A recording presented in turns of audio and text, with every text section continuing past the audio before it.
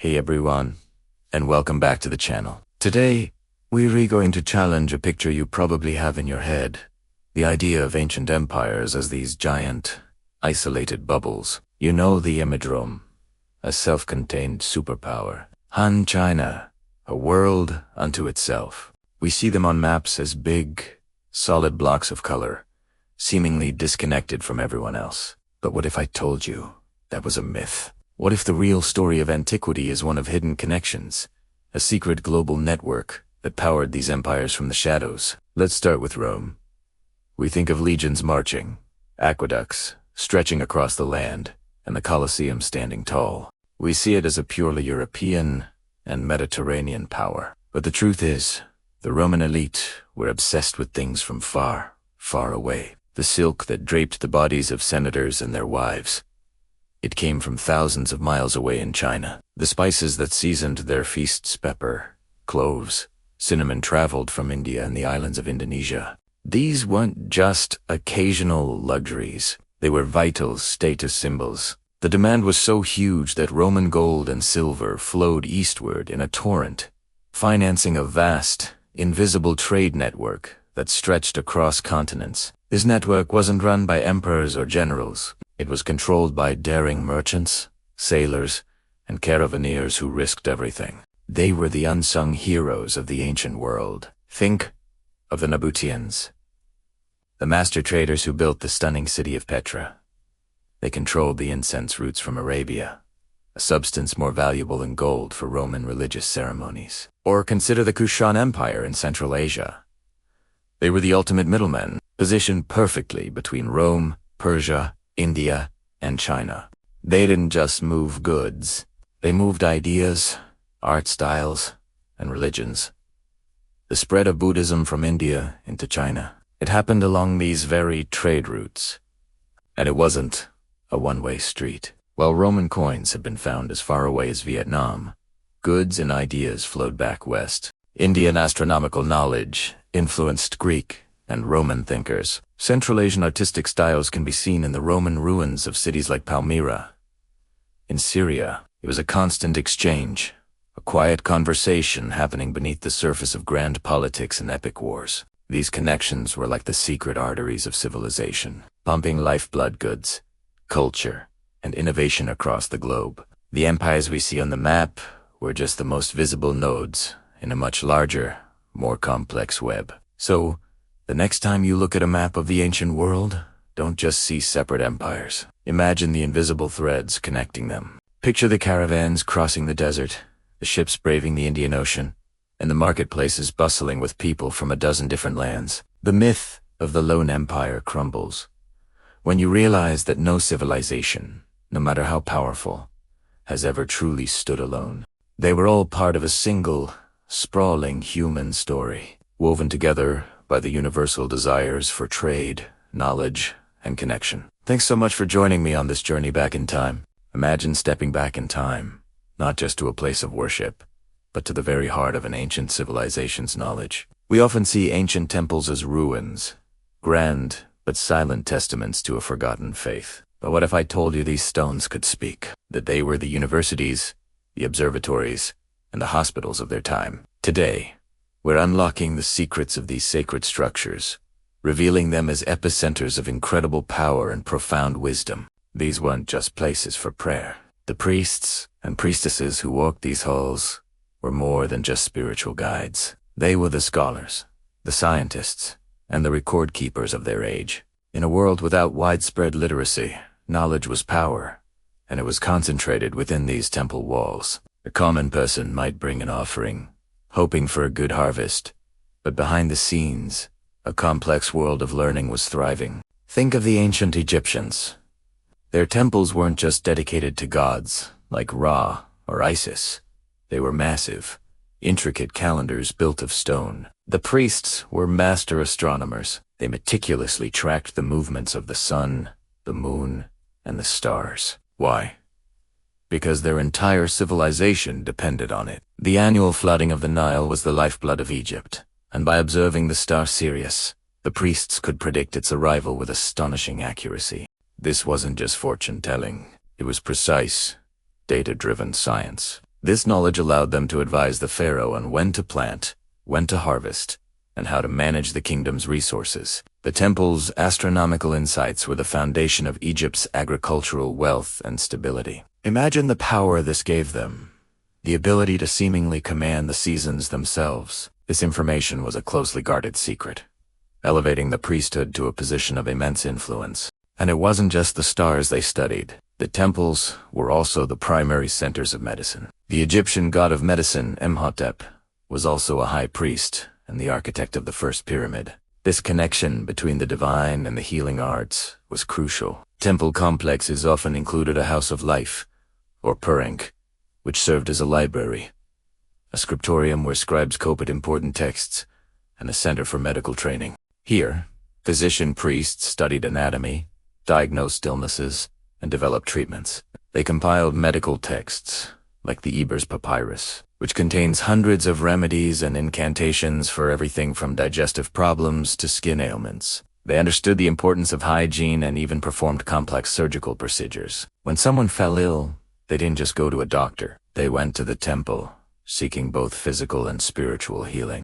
The priests held the keys to life and health, a responsibility that cemented their vital role in society. This pattern repeats across the ancient world. Let's travel to Mesoamerica, to the great Maya cities like Sisin, Itza. Their pyramid temples like El Castillo are marvels of celestial alignment. On the spring and autumn equinoxes, the setting sun casts a shadow that creates the illusion of a serpent god, Kukulkan slithering down the pyramid staircase.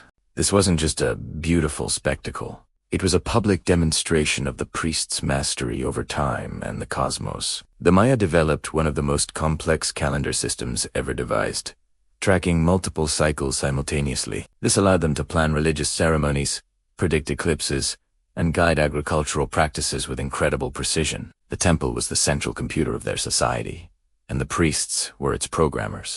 Meanwhile, in ancient Greece, temples dedicated to Asclepius, the god of healing, functioned as the first true hospitals. These healing sanctuaries, called Asclepians, were usually located in peaceful, natural settings. People seeking cures would travel for days to get there. The process involved purification rituals, offerings, and a practice called incubation, where the patient would sleep within the temple's sacred chambers. They believed that Asclepius himself would visit them in their dreams, revealing a diagnosis or a cure. But it wasn't all mysticism. The priests at these temples were also skilled physicians who would interpret these dreams and prescribe practical treatments, like special diets, herbal remedies, and exercise. The famous physician, Hippocrates, often called the father of medicine, is said to have studied at an Asclepian on the island of Kos. These temples blended faith with empirical observation, laying the groundwork for Western medical traditions.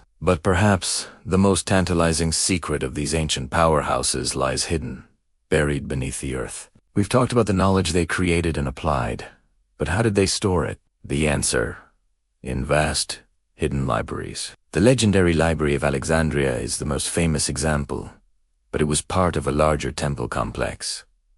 Many temples housed extensive collections of scrolls, codices, and tablets, containing everything from religious texts and royal decrees to scientific treatises and epic poetry. These libraries were the repositories of a civilization's collective memory and intelligence. Imagine a network of knowledge, carefully curated and protected by a scholarly elite. Unfortunately, many of these libraries have been lost to time, destroyed by conflict, fire, or the simple decay of centuries. The destruction of the Library of Alexandria is considered one of the greatest intellectual tragedies in human history. How many scientific breakthroughs, historical records, and literary masterpieces were turned to ash? What secrets of the universe, what cures for diseases, what forgotten philosophies vanished forever? Yet, whispers and legends persist of libraries hidden to survive the ages. Stories of archives buried deep beneath Egyptian sands, or secreted away in forgotten temple vaults, continue to fuel the imaginations of archaeologists and historians.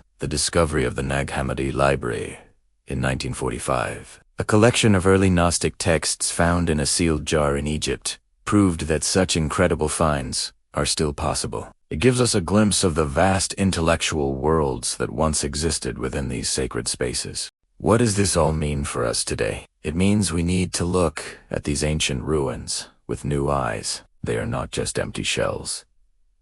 They are the fossilized remains of vibrant, intellectual ecosystems. The priests and priestesses who inhabited them were the guardians of a sacred trust, preserving and advancing human knowledge over millennia. They understood the deep connection between the spiritual and the physical, the heavens and the earth, the body and the mind. They were the keepers of astronomy, the pioneers of medicine, and the librarians of the ancient world. Their power didn't come from divine magic alone. It came from observation, study, and the careful stewardship of information. The next time you see a picture of a pyramid or a Greek temple, remember the unseen world of knowledge that once thrived within its walls. Remember the astronomers charting the stars, the physicians healing the sick, and the scribes copying texts in a hidden library, all working to build the foundations of our modern world. 0 o'clock to 0:30. Have you ever wondered what color was once literally worth more than its weight in gold? A color so rare and so magnificent that only emperors and kings could afford it. Today, we're diving deep into the story of the ancient world's most brilliant entrepreneurs, the master sailors who painted the Mediterranean in a shade of royal purple. They were the Phoenicians, the world's first truly global traders, and their story is one of adventure, innovation, and a secret that they guarded with their lives.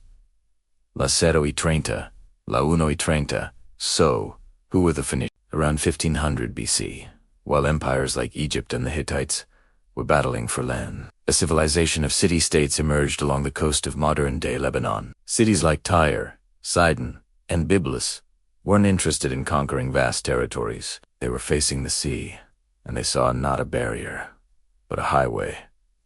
They became the ultimate middlemen of the ancient world. They built incredible ships, powered by both sail and oar, that were the envy of the Mediterranean. These weren't just simple fishing boats. They were cargo ships, capable of carrying tons of goods across treacherous waters. They transported fine Lebanese cedar wood, which was highly sought after for building temples and palaces, as well as glass, wine, and intricate metal. They were the FedEx of the Bronze Age, connecting cultures and economies from Mesopotamia to the Atlantic coast. 132 to 30, but their most prized possession, the secret that made them fabulously wealthy, came from a humble sea snail.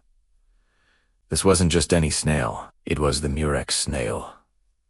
The Phoenicians discovered that by harvesting thousands of these snails, they could extract a tiny amount of mucus that, when exposed to sunlight, would transform into a stunning, vibrant purple dye. This was Tyrian purple, named after their great city of Tyre.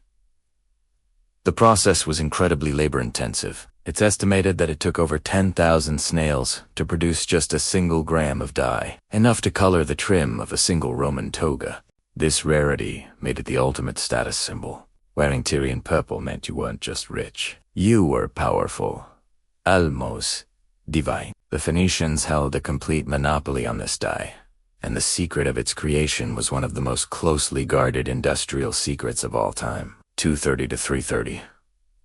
But how did a small group of city-states manage to build such a vast trading network? The answer lies in their unparalleled skill as navigators. The Phoenicians were the first to dare to sail at night. While other mariners would hug the coastline and stop when the sun went down, the Phoenicians looked to the stars. They learned to navigate using the North Star, which they called the Phoenician Star. This simple but revolutionary technique allowed them to travel further, faster, and more directly than anyone else. It opened up direct routes across the open sea, cutting travel times by weeks. They established trading posts and colonies all across the Mediterranean, in Cyprus, Sicily, Sardinia, and even on the coast of Spain. They weren't building an empire of conquest, but an empire of commerce. 330 to 430, their most famous and successful colony was Carthage, located in modern-day Tunisia. Founded in the 9th century BC, Carthage grew to become a powerhouse in its own right, a sprawling metropolis that would eventually rival Rome itself.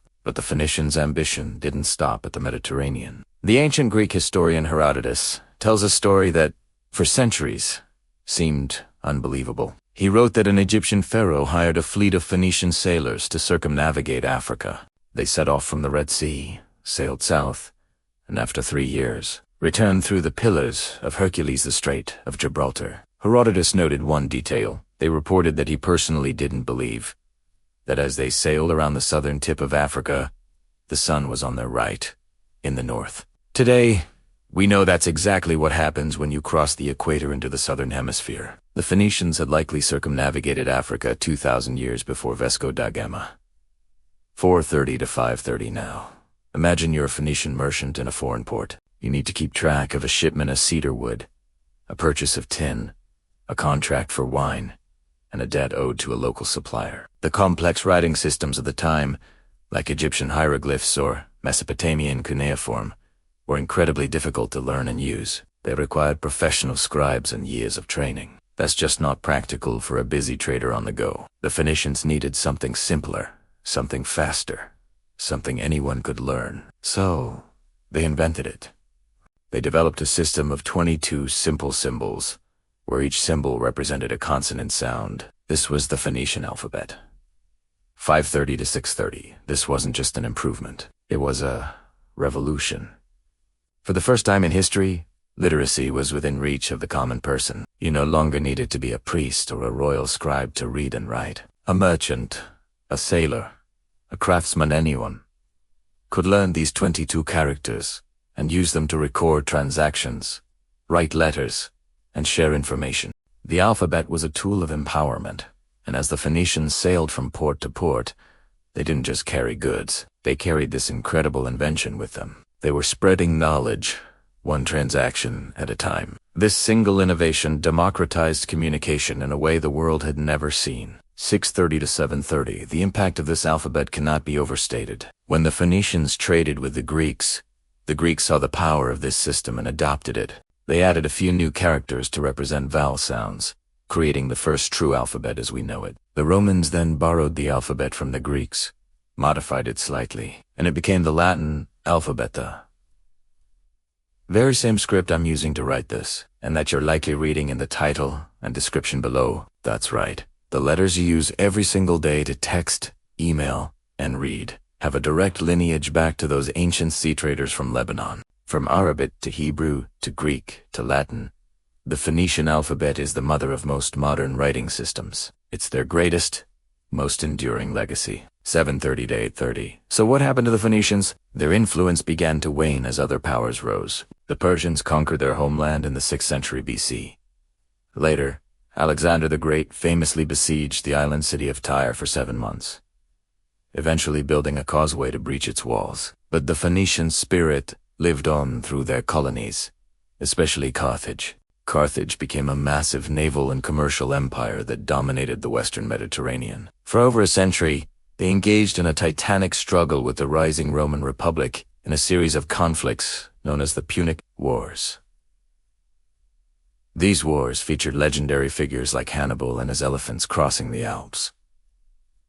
In the end, Rome was victorious. In 146 BC, the Romans completely destroyed Carthage, effectively ending the Phoenician era. 830 to 930, but you can't truly destroy an idea. Even though their cities fell, the Phoenicians' contributions had already been woven into the fabric of Western civilization. They taught the world how to build a global economy based on trade, not just conquest. They showed us how to navigate the vast, open oceans by looking to the heavens. They gave us the color of royalty, a symbol of ultimate luxury that echoes to this day.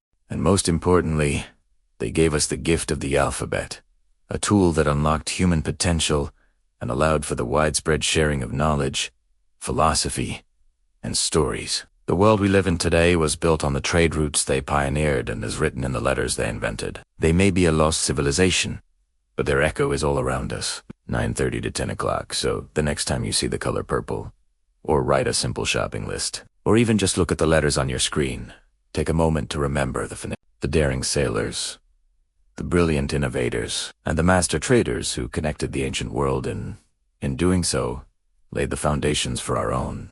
Have you ever wondered where ideas like heaven, hell, a single all-powerful God, and a final judgment day came from? What if I told you many of these core concepts didn't start with the religions you might think? They trace back to a much older, fascinating faith, one that saw its priests not just as mystics, but as the world's first scientists.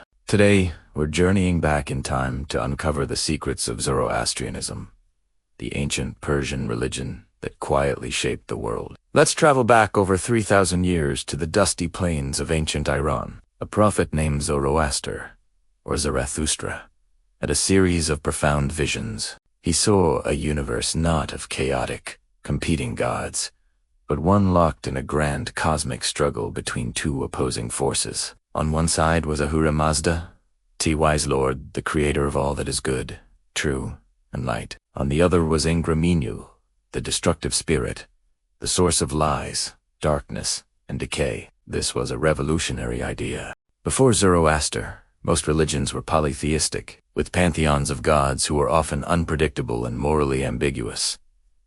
Zoroaster presented a clear ethical framework. Humanity wasn't just a pawn in divine games. We were active participants in this cosmic battle. Every person was given free will, the power to choose between supporting Ahura Mazda through good thoughts, good words, and good deeds, or falling into the deceit of Ingraminu. This emphasis on individual moral responsibility was groundbreaking and would echo through the ages. The priests of this new faith, known as the Magi, were more than just spiritual leaders. Think of them as the philosophers-scientists of their time.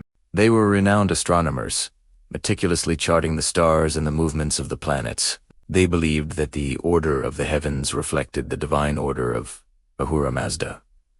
Their knowledge of the cosmos was so advanced that they became advisors to kings and emperors, interpreting celestial events and guiding the affairs of state.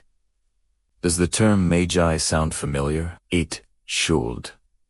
The three wise men from the East mentioned in the biblical story of Jesus' birth were almost certainly Zoroastrian Magi, following a star to witness a significant event, just as their profession dictated. Their influence didn't stop at the borders of the Persian Empire. When the Persians, under Cyrus the Great, conquered Babylon, they freed the Jewish people who had been held captive there. This period, known as the Babylonian exile, was a crucial moment of cultural exchange. For decades, Jewish scholars and thinkers lived alongside Zoroaster. It's during and after this period that concepts like a final resurrection, a day of judgment, and the personification of evil as a single figure set to become much more prominent in Jewish thought. These ideas would later be inherited by both Christianity and Islam, forming a core part of their theology. The Zoroastrian blueprint for a single, benevolent God, an opposing evil force, and a final reckoning with rewards for the righteous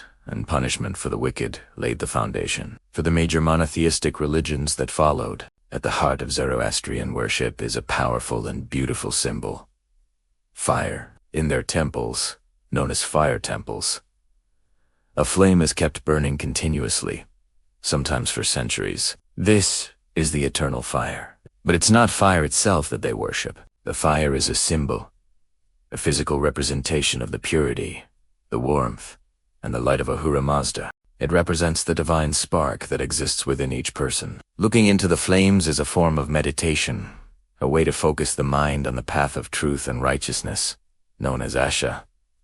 This search for truth is central to the faith. Zoroastrians believe that the world is inherently good, but it has been tainted by falsehood. Our purpose is to help restore the world to its original, perfect state through our choices and actions. One of the most striking aspects of Zoroastrianism is its optimistic and life-affirming worldview. The material world is not seen as a prison to escape from, but as a blessing from Ahura Mazda that should be enjoyed responsibly. They value hard work, charity, and protecting the environment.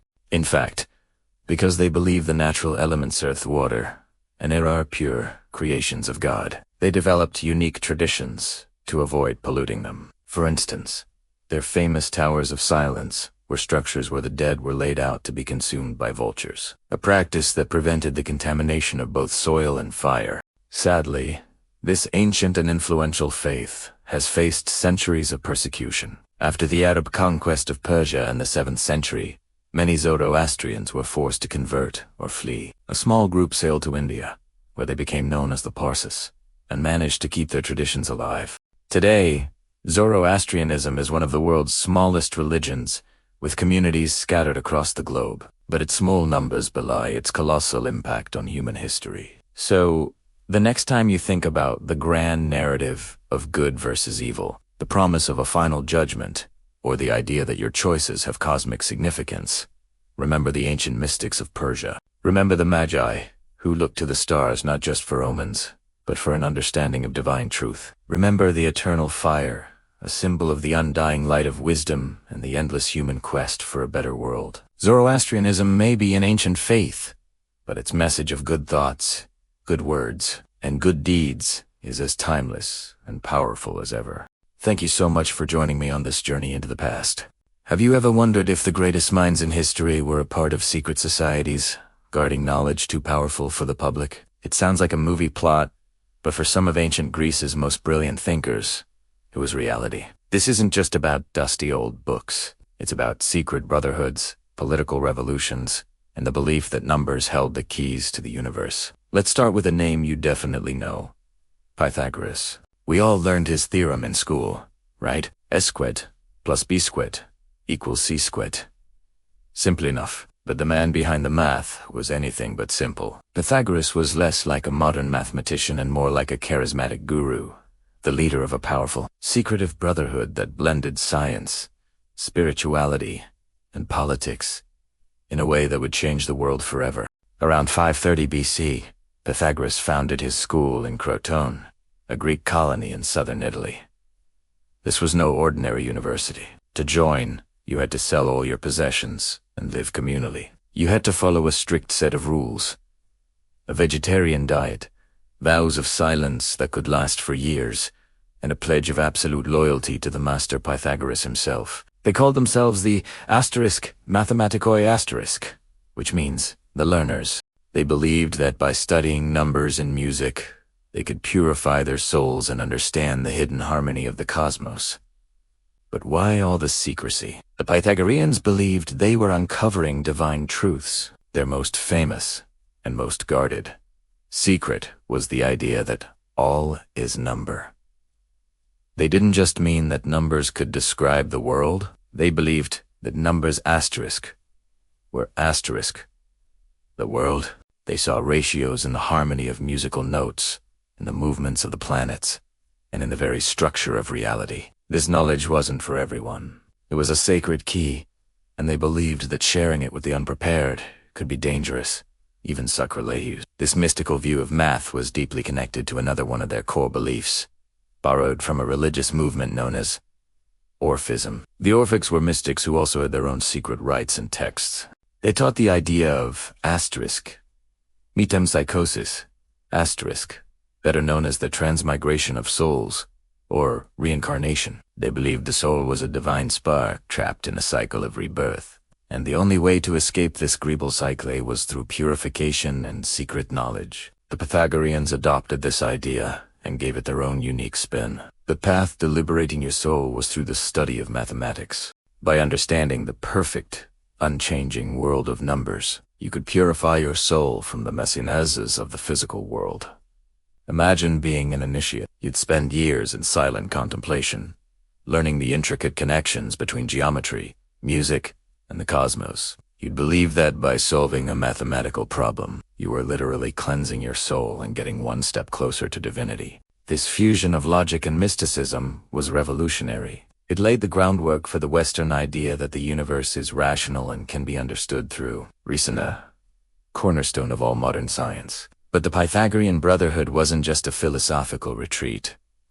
They were a political force. Their members, bound by oaths and a shared ideology, rose to positions of power in cities across southern Italy. They aimed to create ideal states governed by their own philosophy. Unsurprisingly, this created a lot of enemies.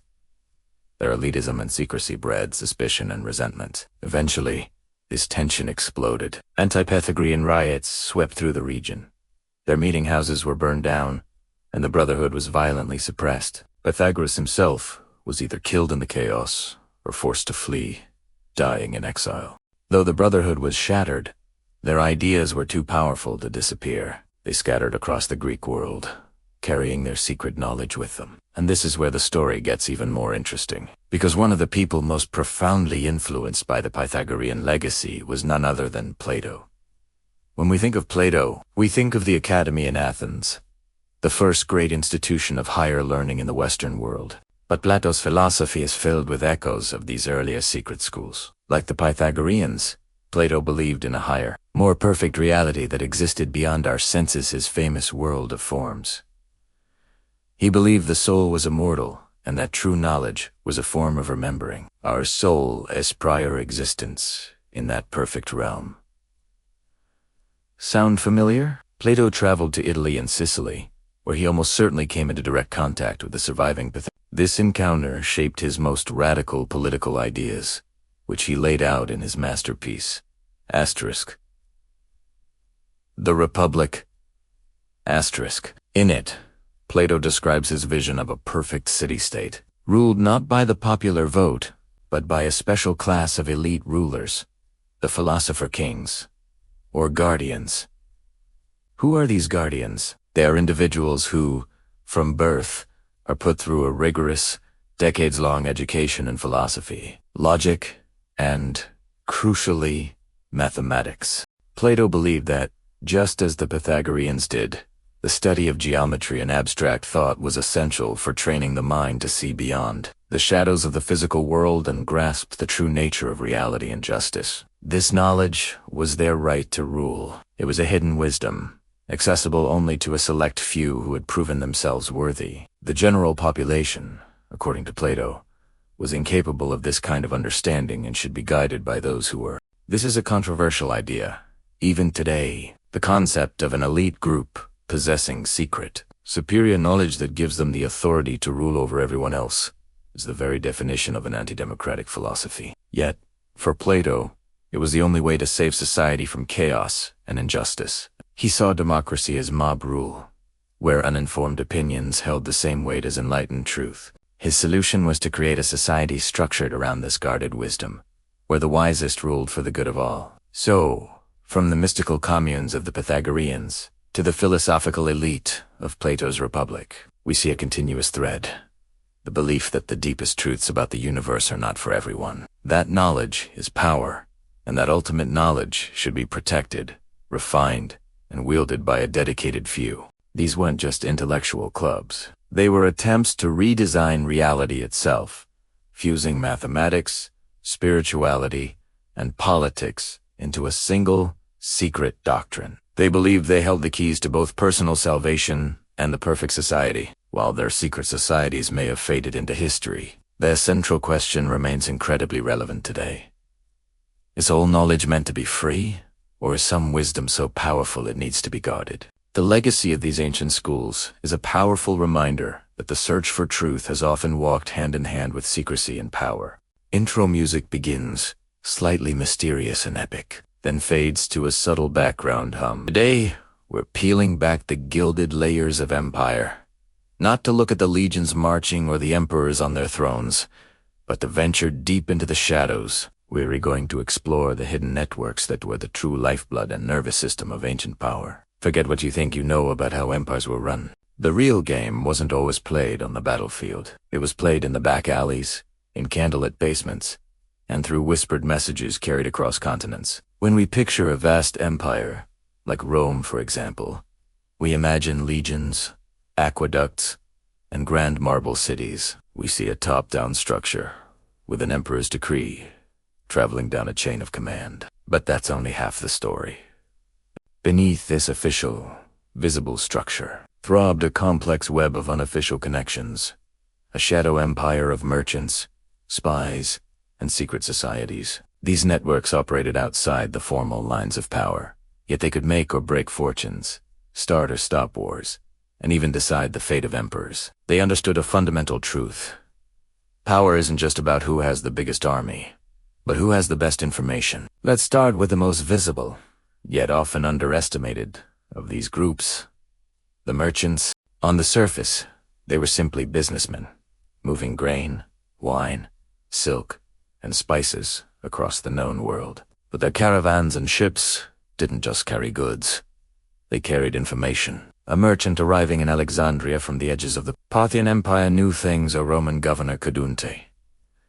He knew about local crop failures that could lead to unrest, tribal movements on the frontiers, or the rising influence of a new warlord. This information was currency, as valuable as gold. Merchants formed extensive networks, guilds, and family connections that spanned thousands of miles. They had their own codes, their own systems of credit, and their own loyalties. An ambitious politician, or a general planning a campaign, would be foolish not to consult these masters of the trade routes. They were the original intelligence analysts, gathering data not for a state, but for their own profit and survival. And in doing so, they became indispensable players in the great game of empire. But where merchant intelligence was a byproduct of commerce, espionage was a deliberate art.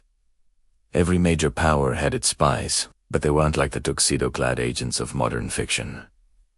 In the ancient world, a spy could be anyone, a diplomat's seemingly harmless scribe, meticulously copying letters, might be using a primitive form of invisible ink to add secret notes for his true masters. A courtesan in a high-end tavern, listening to the loose talk of powerful men, could be gathering pillow talk, intelligence,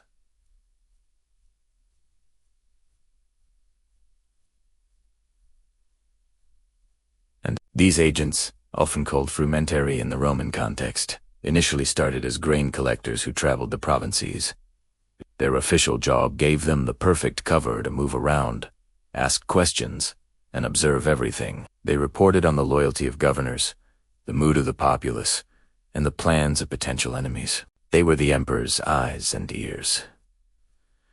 A secret police force operating in the gray zones of the law. Their power was immense and deeply feared. To be visited by a frumentarius was often a prelude to disgrace, exile, or execution. They demonstrated that a well-placed whisper could be more effective than 1,000 swords. Now, let's go even deeper into the shadows, into a world of ritual and secrecy. The mystery cults. While the state promoted its official gods, many people sought a more personal, intense, spiritual experience. Cults dedicated to figures like Isis, Cybele, and perhaps most fascinatingly, Mithras, flourished across the empire. These weren't just religious groups. They were secret societies with intricate initiation rites, hierarchical structures, and oaths of silence. Mithraism is a perfect example. This cult, especially popular among soldiers in the Roman legions, was exclusively for men and involved a series of 7 grades of initiation, each with its own secret symbols and teachings. They met in underground temples called Mithraea, often designed to look like caves, where they would share a ritual meal and perform ceremonies centered around the god Mithras, slaying a sacred bull. Think about the implications of this. All across the empire, from the cold frontiers of Britain to the sun-scorched deserts of Syria, soldiersmen who held the real military power were bound together by a secret oath to a god and to each other. A legionary in Germany might meet a centurion from Egypt, and despite never having met, they would instantly share a bond stronger than their allegiance to a temporary local commander. They shared a secret language, secret knowledge, and a sworn brotherhood. This created an alternative power structure that ran parallel to the official chain of command. What did they discuss in those subterranean temples? We can only speculate, as their secrets were well kept. But it's not hard to imagine these networks being used to pass messages, test loyalties, and perhaps even coordinate actions during the frequent civil wars and succession crises that plagued the empire. When a general made a bid for the throne, having the loyalty of the Mithraic brotherhoods within the legions could be a decisive advantage.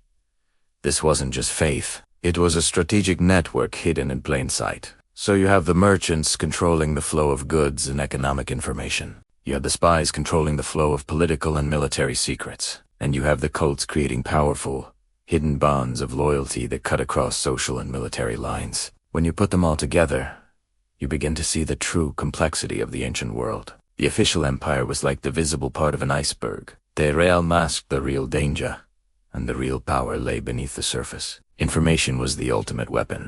Knowing that a rival general's legions were riddled with dissent, thanks to a spy's report, was more valuable than having an extra legion of your own. Knowing that a grain shortage was about to cause riots in a key city, thanks to a merchant's tip-off, allowed you to position your forces or manipulate the market for immense political gain. These networks were fluid and adaptable.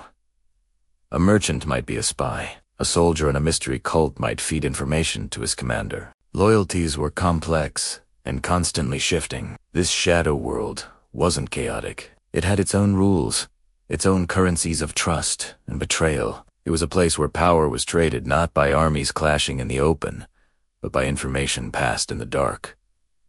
This fundamentally changes how we should view history. The great Mendicesses and Alexanders were certainly important, but they were also players in, and sometimes puppets of, these deeper currents. An emperor could be the most powerful man in the world, but he was powerless if his information was bad, if his enemies knew his secrets, or if the loyalty of his own soldiers was quietly pledged to another power, whether a rival general or a mysterious bull-slang god. The story of empire is not just a story of conquest and law. It's a story of whispers, of secrets, and of the enduring power of hidden networks. It's a reminder that what we see is rarely the whole picture, and that the most powerful forces are often the ones that remain unseen. Have you ever wondered how the same stories, the same symbols, and the same deep questions about the universe pop up in cultures thousands of miles and thousands of years apart? It's not a coincidence. It's the story of a journey, a grand exchange of ideas that shaped our world in ways we only now beginning to fully appreciate. This isn't just about trading silk and spices. It's about the transmission of wisdom itself. Today, we're embarking on a journey back in time, not just along the dusty tracks of the Silk Road, but along a spiritual artery that connected the minds of East and West. We'll uncover how ancient knowledge, from the secrets of the stars to the mysteries of the human soul, traveled across deserts and mountains, carried by merchants, mystics, and monks. Our story begins long before the famous Silk Road became a bustling highway of commerce. Imagine ancient civilizations, each a cradle of unique insights. In Egypt, scribes perfected the art of preserving knowledge, developing complex ideas about the afterlife and the cosmos. In Mesopotamia, astronomers meticulously charted the heavens, laying the groundwork for both science and astrology. In the Indus Valley, sages contemplated the nature of existence, developing profound philosophical systems. These weren't isolated pockets of genius. From the earliest times, there were whispers on the wind. Traders carried more than just goods. They carried stories, myths, and new ways of seeing the world. A Mesopotamian merchant might share a tale about the constellations with an Egyptian counterpart, who in turn might bring back a new understanding of geometry. These were the first threads of a global intellectual tapestry. But the real explosion of knowledge exchange happened with the rise of great empires and the establishment of what we call the Silk Road. This wasn't a single road, but a vast network of shifting routes, a web of connections stretching from China to the Mediterranean. And while silk, porcelain, and precious metals traveled west, and wool, gold, and glass traveled east, something far more valuable was also on the move. Ideas. Let's picture a caravan city, like Samarkand or Bokhara. Here, you wouldn't just find merchants haggling over prices. You'd find a Buddhist monk from India debating philosophy with an historian Christian from Syria. You'd see a Persian scholar studying Greek texts on medicine, originally preserved by Arab translators. This was the melting pot. One of the most powerful currents of wisdom flowing along these routes was Buddhism. Originating in India, it traveled eastward along the Silk Road, carried by devoted monks who braved treacherous terrain. They didn't just carry scriptures, they carried a new way of understanding consciousness, suffering, and enlightenment. As Buddhism moved into China, it blended with existing Taoist and Confucian philosophies, creating new and unique schools of thought like Chan, which would later become Zen in Japan. It's a perfect example of how an idea doesn't just get transplanted. It adapts, evolves, and enriches the culture it encounters. Going the other way, from west to east, was a torrent of scientific and philosophical knowledge. The wisdom of ancient Greece, Plato, Aristotle. Euclid didn't just stay in Europe. Much of it was lost to the West during the Dark Ages, but it was lovingly preserved and expanded upon in the Islamic world. Scholars in Baghdad, in the Great House of Wisdom, translated these Greek texts into Arabic.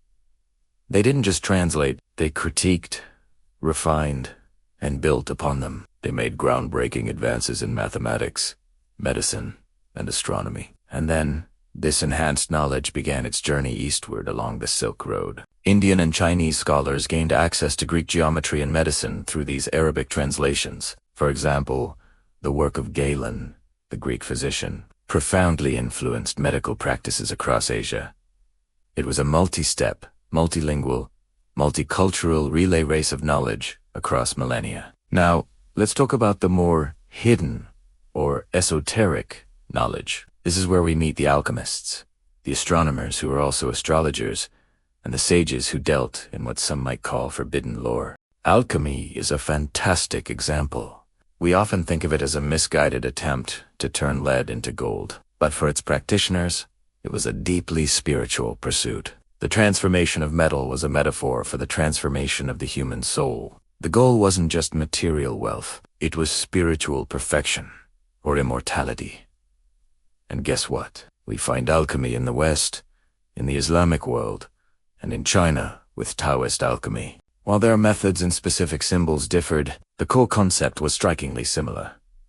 The idea of transmutation, of refining the gross to create the pure. Taoist alchemists sought an elixir of immortality, while their Western counterparts sought the philosopher's stone.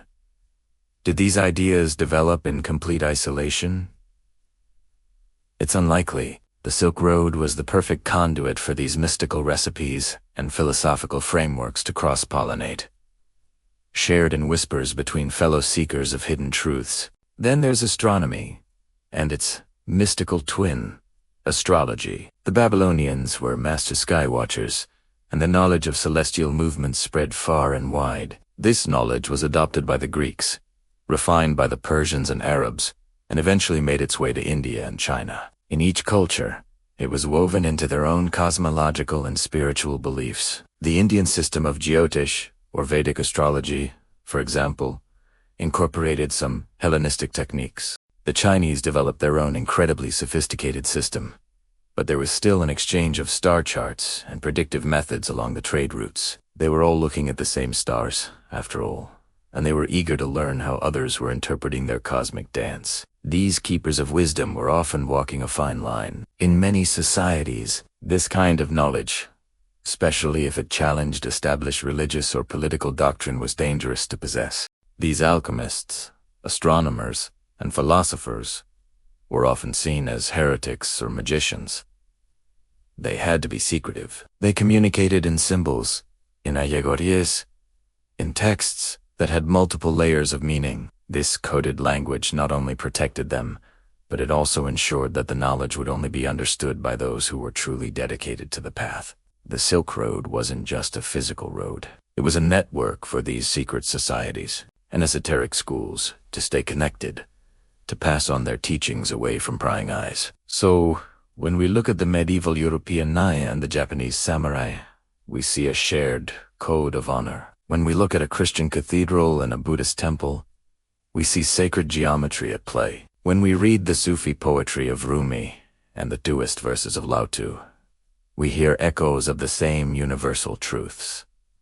These are not accidents. They are the legacy of this incredible, ancient network. They are the result of countless conversations in bustling bazaars, of scriptures carried across deserts, and of secret symbols passed from master to student. The Silk Road was more than a trade route. It was the nervous system of the ancient world, transmitting thoughts, dreams, and the deepest wisdom of humanity from one end of the known world to the other. It reminds us that we are all part of one long, continuous conversation. A story of shared discovery that is still unfolding today. Ever wonder what happened to all the brilliant knowledge of the ancient world after the fall of Rome? It's a question that has fascinated historians and mystics for centuries. Did it all just disappear, lost to the sands of time?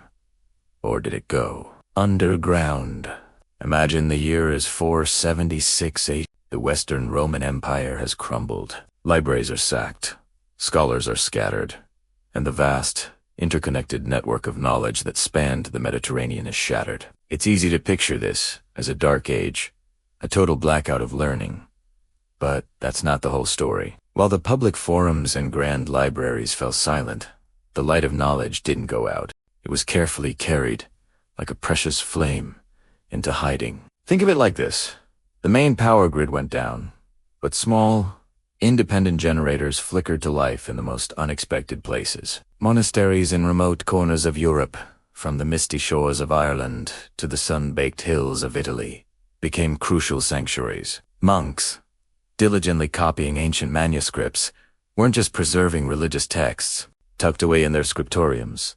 They were also safeguarding fragments of Greek philosophy, Roman engineering, and astronomical charts. They became the quiet guardians of a legacy they may not have fully understood. But the story gets even more intriguing. In the Middle East, the Islamic Golden Age was dawning. Cities like Baghdad and Damascus became dazzling centers of learning. Scholars there didn't just preserve Greek and Roman texts. They actively translated, debated, and expanded upon them. They absorbed knowledge from Persia and India, creating a vibrant synthesis of ideas. They advanced mathematics, medicine, and astronomy to new heights. So, while Europe was in a period of transition, a massive repository of ancient wisdom was being curated and enriched elsewhere. The real turning point, the moment the hidden streams began to resurface, came with the Crusades. While often remembered for their conflict, these massive movements of people also created an unprecedented cultural exchange. Crusaders, merchants, and pilgrims traveling to the Holy Land encountered a world brimming with knowledge they had long forgotten. They brought back not just relics and spices, but books, texts by Aristotle, Euclid, and Ptolemy, which had been lost to the Latin West for centuries, were reintroduced, often through Arabic translations. It was like finding the missing pieces of a giant, intellectual puzzle. This influx of rediscovered knowledge sent shockwaves through Europe. It helped fuel the rise of the first universities in Bologna, Paris, and Oxford. But it also sparked the flame of something else, something more secretive. Whispers began of esoteric traditions and hidden philosophies that had survived the collapse of the old world. This is where we see the emergence of fascinating groups like the Knights Templar. On the surface, they were a powerful military and banking order, but a mystique surrounded them. Were they just monks and soldiers, or were they also guardians of a secret knowledge unearthed in Jerusalem? Legends abound that they discovered something profound beneath the Temple Mount. Perhaps sacred geometry, alchemical secrets, or a direct link to an earlier, purer form of wisdom. While concrete proof is elusive, the idea that they possessed a hidden teaching captured the medieval imagination and has persisted ever since. As we move from the High Middle Ages into the Renaissance, this quest for lost wisdom intensifies. The fall of Constantinople in 1453 was another pivotal moment. Scholars fleeing the city brought a treasure trove of original Greek manuscripts with them to Italy. For the first time in 1,000 years, thinkers like Marsilio Ficino in Florence could read Plato in his original language. Ficino and his circle at the Platonic Academy became obsessed with the idea of a Prisca Theologia. In ancient theology, they believed that a single, divine truth had been revealed to a line of ancient sages, starting with figures like Hermes Trismegistus in Egypt, Zoroaster in Persia, and Pythagoras in Greece. They saw Plato not just as a philosopher, but as a crucial link in this unbroken golden chain of wisdom. This belief animated the Renaissance. It wasn't just about reviving classical art and architecture. It was about recovering a complete spiritual and philosophical system that they believed held the keys to understanding God, the cosmos, and the human soul. This is the intellectual climate that gave rise to Hermeticism, alchemy, and Kabbalistic studies, as scholars tried to piece together this universal ancient wisdom. Groups like the Rosicrucians, who emerged in the early 17th century through a series of mysterious manifestos, claimed to be the inheritors of this very tradition. They spoke of a secret brotherhood of philosopher alchemists who had been working behind the scenes for centuries, preserving a pristine, pre-Babel knowledge. They promised a universal reformation of mankind based on a synthesis of science, art, and esoteric spirituality. Whether the Rosicrucians were a real physical order or a brilliant thought experiment, their story perfectly encapsulates this powerful idea that an unbroken chain of ancient knowledge had not only survived, but was now ready to be revealed to the world again. So, when we look back, we don't see a simple story of collapse and rebirth. We see a dynamic, clandestine journey. Knowledge was protected in monasteries, enriched in the Islamic world, rediscovered through conflict and trade, and reimagined by the mystics and philosophers of the Renaissance. The idea of an unbroken chain of ancient wisdom, carried through hidden orders and secret brotherhoods, is more than just a romantic legend. It reflects a deep and persistent human belief that the most profound truths are timeless, and that even in the darkest of times, there will always be those who dedicate their lives to keeping the flame of knowledge alive, waiting for the right moment to let it shine brightly once more. Have you ever felt like you're just a pawn in a much larger game? That unseen forces are pulling the strings of history, shaping our lives in ways we can barely comprehend. It's not just a feeling, it's a reality that has echoed through the corridors of time. Today, we're pulling back the curtain on the invisible powers that have sculpted civilization and continue to mold our world. We'll explore the eternal battle between transparency and secrecy, and what it all means for our shared destiny. This isn't just history, it's the hidden blueprint of our present and future. Let's travel back to ancient times. Imagine the mystery schools of Egypt or Greece. These weren't just places of learning, they were sanctuaries of guarded knowledge. Sacred geometry, astronomy, philosophy. This wisdom was considered too powerful for the masses. It was reserved for a select few, an initiated elite who believed they were the rightful custodians of reality. They shaped societies from the shadows, building pyramids that aligned with the stars and crafting laws based on cosmic principles hidden from public view.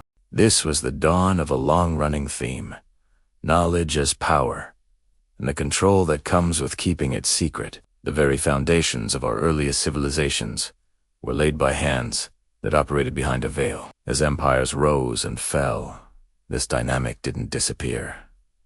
It just changed its clothes. Think of the Knights Templar, a military order that became one of the wealthiest and most powerful institutions in the medieval world. Officially, they were protectors of pilgrims. Unofficially, they were Europe's first international bankers, creating a system of credit and finance that was centuries ahead of its time. Their influence was so immense, so pervasive, that kings and popes grew to fear them. Their sudden, brutal downfall wasn't just about heresy charges. It was a clash over control. The Templars demonstrated how an organization operating with its own secret codes and internal loyalties could challenge the established order and rewrite the rules of power. They became a symbol of a hidden network that could steer the ship of state from below deck. Now, let's fast forward to the Age of Enlightenment, a time that championed reason, liberty, and transparency. But Venera, in this era of light, shadows grew longer. Secret societies, like the Freemasons and the Illuminati, while many Masonic lodges were simply fraternal groups focused on moral self-improvement. Their secrecy and influential members, including founding fathers like George Washington and Benjamin Franklin, fueled endless speculation. Did their private discussions and shared ideals subtly influence the birth of nations and the drafting of constitutions? The fear was that a hidden agenda, forged in secret oaths and rituals, could be directing the course of a revolution meant to be for all people. This era created a paradox we still live with: a public world built on ideals of openness, potentially guided by private, invisible hands. The Industrial Revolution and the 20th century supercharged this dynamic. Power became less about ancient rights and more about capital, technology, and information.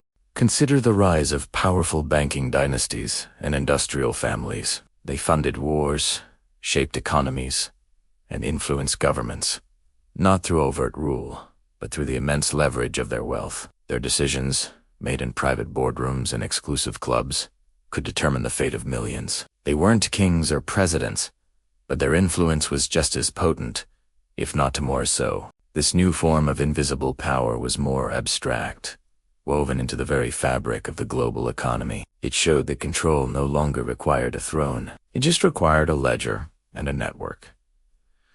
And that brings us to today, the digital age. The arena has changed, but the game remains the same. The new high priests are the tech giants, the masters of algorithms and data. Companies in Silicon Valley hold more information about us than any government in history. They know our friends, our fears, our desires, our political leanings. This knowledge is used to shape our opinions, influence our purchases, and even sway elections. The algorithms that curate our news feeds and search results are the new invisible hand, guiding our perception of reality.